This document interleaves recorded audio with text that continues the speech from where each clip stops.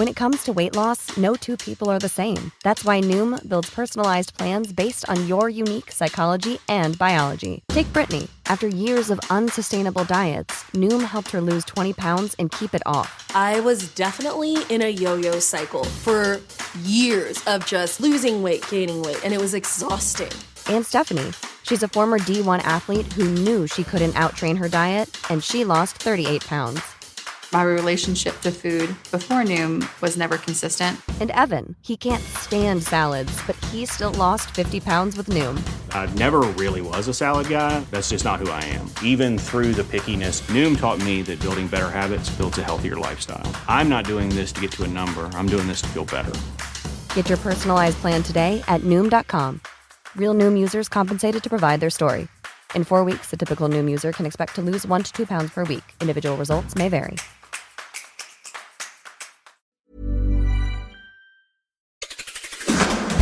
7 things you don't really need to know, but probably should. I'm Ciara Revin, and this is the Sunday 7. On this week's award-winning Sunday 7, we find out what a Trump presidency might mean for science, health and big tech. We catch up on the Earthshot prize winners. We hear about a new outbreak of Mpox, and we ask the question, do spiders dream? And remember, if you're enjoying the episode, please like and follow us. We're here 7 days a week with the 7 biggest stories you need to know every morning at 7 a.m. on the Smart 7. Before we start today, it was on this day in 1885 the world's first motorcycle made its official test run. It was designed by Gottlieb Daimler, but it was actually his teenage son who did the first test run of the bike, which had a wooden frame and wheels, definitely making him the coolest kid in school back in 1885. This week has seen Donald Trump pulling off an incredible political comeback, winning the US presidential race, which means he'll be heading back to the White House in January. That news may delight his base of MAGA fans, but it's causing anxiety across the world, particularly because this time there are a host of potentially disastrous characters trailing in his wake. Apart from Project 25, which could see chunks of the US government dismantled, Elon Musk has been pitching himself as some kind of cost-cutting czar, but the real danger might come from former candidate RFK Jr. Robert Kennedy folded his campaign after getting little traction and instead joined Trump, potentially adding crucial votes in some of the swing states. In return, Trump seems inclined to give RFK a role that is some kind of authority over the US public health system.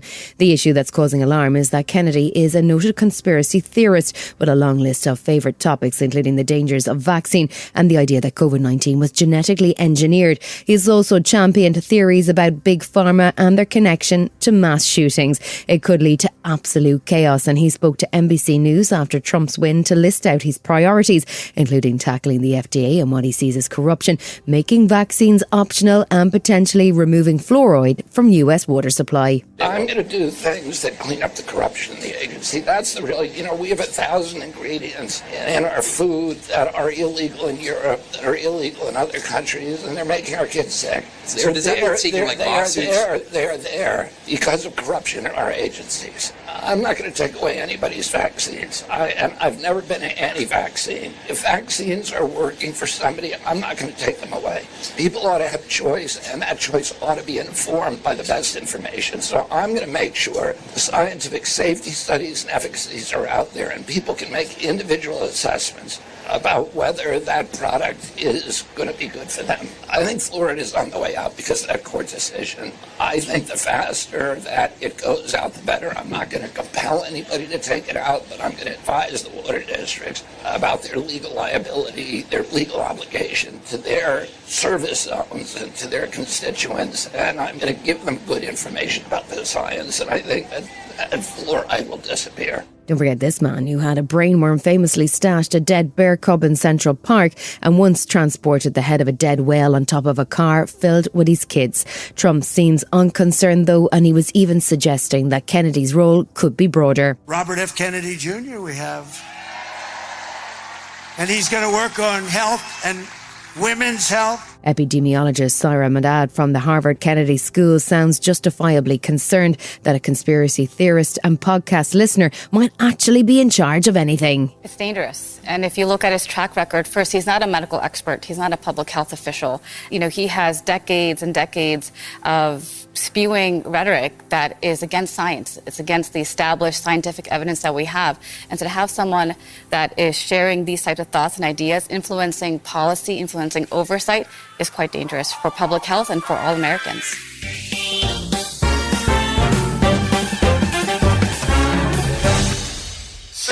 With the election of Donald Trump, we've heard how public health in America could be changed dramatically. But Donald's crew also included the world's richest man, Elon Musk. He went all in to help Donald, giving away $1 million a day to drive voter registration and cranking up the MAGA posts on X. But what happens next? There's only one man we trust to do a deep dive into Elon's brain, and that's the Smart 7's very own tech guru, Will Guyatt. So, Will, it looks like Elon's already banked billions off the back of his Trump support. Absolutely. By donating around $120 million in cash, a fawning online interview, and thousands of pro-Trump posts on X, Musk so far has seen a 12,761% return on his investment, as Musk saw the value of his Tesla shares alone grow immediately by 13%.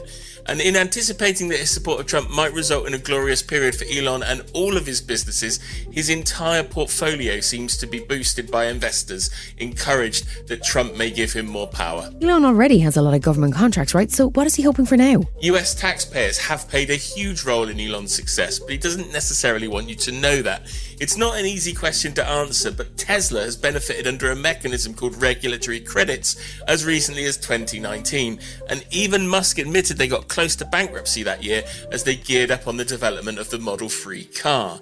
Estimates are that Musk has sold as many as $10 billion of these credits over the last decade, and that enabled Tesla to show a profit early, which excited investors to pour more cash into the company.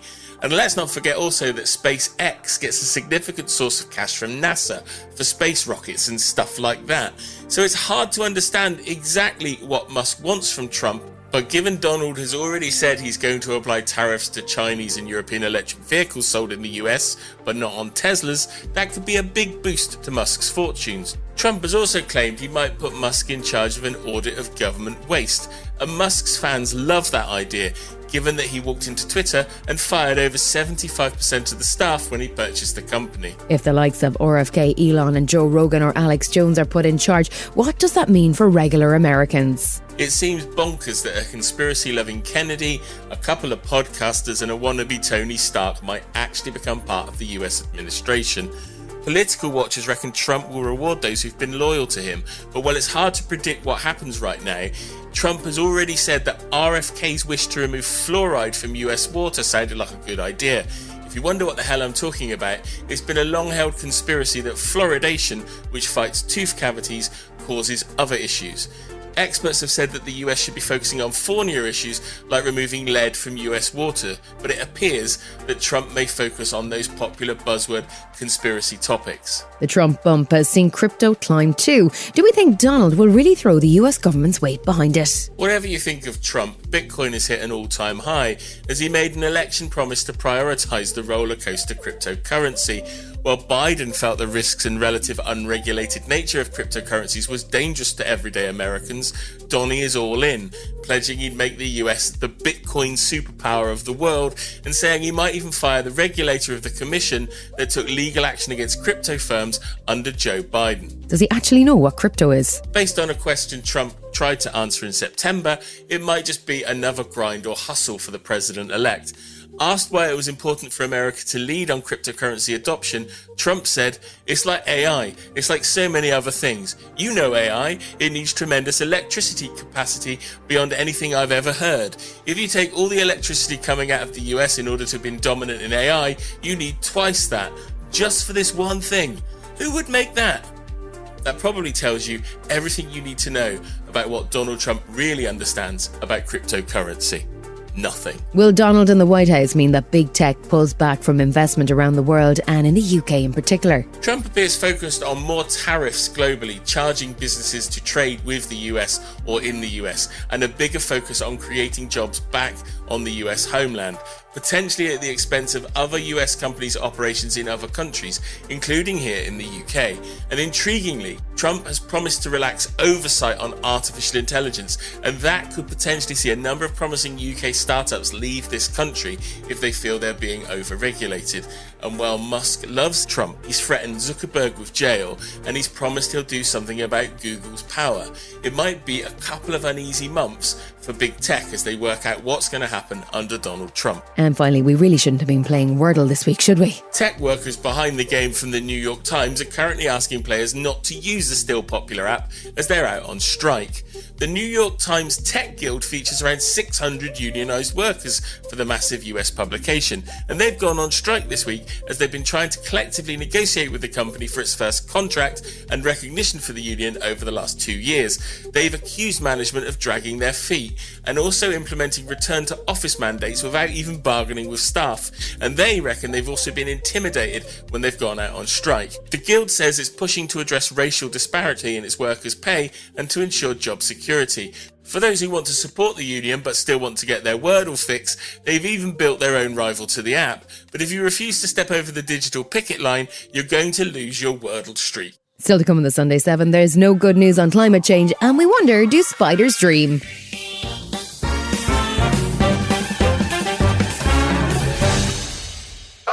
New US President Trump will have a huge impact across a number of areas, from healthcare and tech, as we've already mentioned, to Ukraine and the Middle East. But he's also expected to have a negative effect on efforts to tackle climate change. At his rallies, he's fond of ranting at length about wind turbines and how they kill birds if offshore, drive whales crazy. He's also definitely not a believer in climate change and has promised to drill, which suggests a fondness for carbon fuels that goes against all of the agreed strategies to slow global warming. There was more alarming scientific evidence on Thursday as the European Union's climate change service, Copernicus, reported that 2024 may well be the hottest year on record. Carlo Buontempo is the director of Copernicus, and he says this year could be the first that the world exceeds the 1.5 degree warming threshold agreed in Paris. We're expecting this to happen, maybe happen just slightly earlier than we thought it was possible, but within the noise. So if you look back at what the WMO, World Meteorological Organization lead center for decadal predictions said in a statement last year and again this year, there was a very high chance, according to them, that one of the next few years would have been above 1.5. This happened in 24. It could have been 25, it could have been 26. It happened in 24, but it's basically, it was bound to happen because of the warming of the climate system. The UN has already been warning that efforts to reduce greenhouse gas emissions are not sufficient and more needs to be done. But how that will play with a Trump administration is anyone's guess. Buontempo says that the concern is that the temperatures continue to climb. We know very well, we have been knowing that for the last 200 years nearly, that these gases trap the energy in the atmosphere and so rise the temperature. And it wouldn't be impossible to justify the record that we've seen, or we are about to see this year, without taking this concentration into account.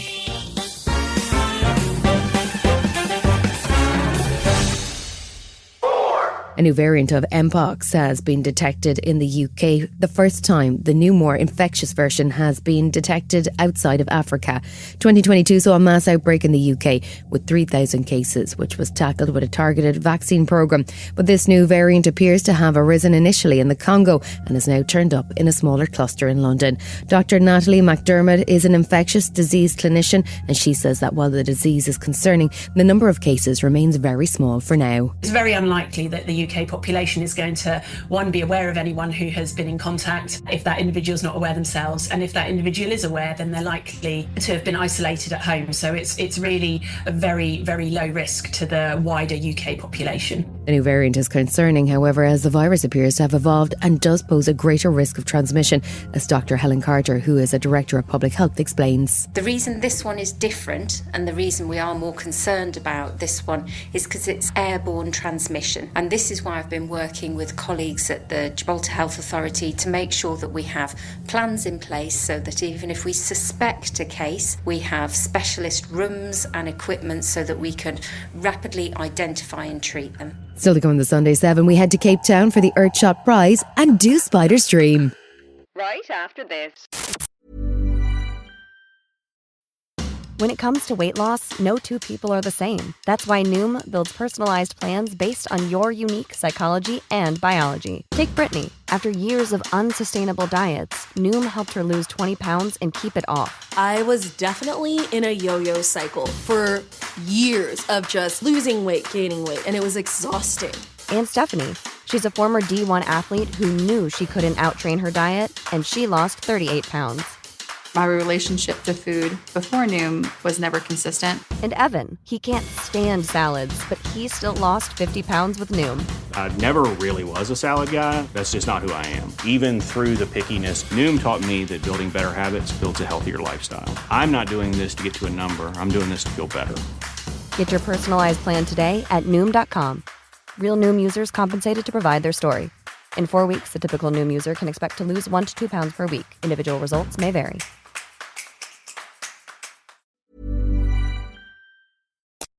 Welcome back.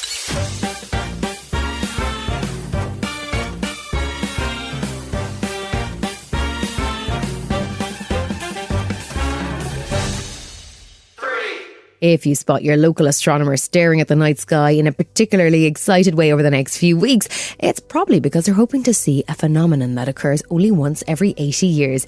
It's all to do with something called the T Corona Borealis, which is located about 3,000 light years away, and it's what is known as both a binary star and a reoccurring nova.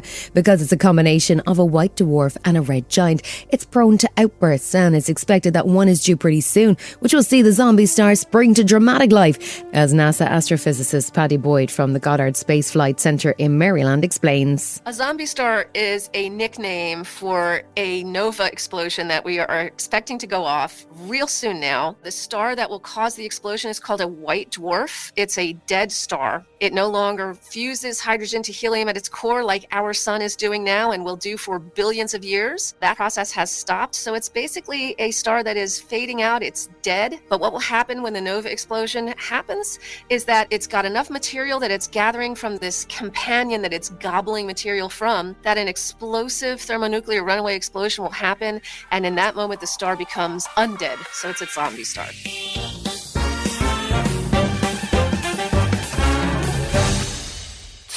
The Earthshot Prize ceremony took place this week in Cape Town, South Africa. If you're not up to speed on what this is, it's a project put together by the Prince of Wales and the Royal Foundation that is intended to reward individuals who create impactful and sustainable solutions addressing the planet's environmental challenges. It was launched in 2020 by Prince William and Sir David Attenborough, and it's intended to run for 10 years, awarding 5 prizes of £1 million each across different categories each year. The Prince was in South Africa all week, and he says even in a time of increasing anxiety about climate change and the environment, it's important to stay positive. I believe our world can be rich in possibility, in hope and in optimism. That is why the Earthshot Prize exists. To champion the game changers, the inventors, the makers, the creatives, the leaders. The 5 winners this year include a Clean Air Prize, which went to an organisation called Guyatt from Ghana, who created a zero waste programme that they say has already removed almost 4 million tonnes of CO2 from the atmosphere through a more focused approach to recycling and a reduction in waste incineration. We believe that the best solutions, the best minds are normally the ones who are closer to the problem. The prize for work to protect and restore nature went to a conservation project called Altandala and is focused on saving the wildlife of Kazakhstan's golden steppe, including the rare Saiga antelope. This prize recognizes all hard work for the last 2 decades for everyone involved: decision makers, scientists, rangers, teachers. The prize for the project called Build a Waste-Free World went to a company called Keep It Cool, who operate in Uganda and Kenya and are focused on providing sustainable refrigeration for small farmers and fishermen, which helps to cut down on food waste. We thank you for being able to ensure that through our pipeline we're able to reduce food loss. The Reviver Ocean Prize went to an organisation called the High Ambition Coalition for People and Climate, which spans 120 countries and aims to preserve 30% of the world's land and oceans by 2030. Really wanted to thank the 14 other finalists that have become my family, I am in awe of the work that you do, and I commit to continue working tirelessly with the team of The Hack in order to make 30 by 30 a reality. The final prize was the category called Fix Our Climate, and it went to an American company called Advanced Thermovoltaic Systems, who focus on capturing waste heat and transforming it into electricity for industry. Tonight, we're not just celebrating this achievement, we're embracing the responsibility to build a cleaner, more sustainable future for our children and our planet.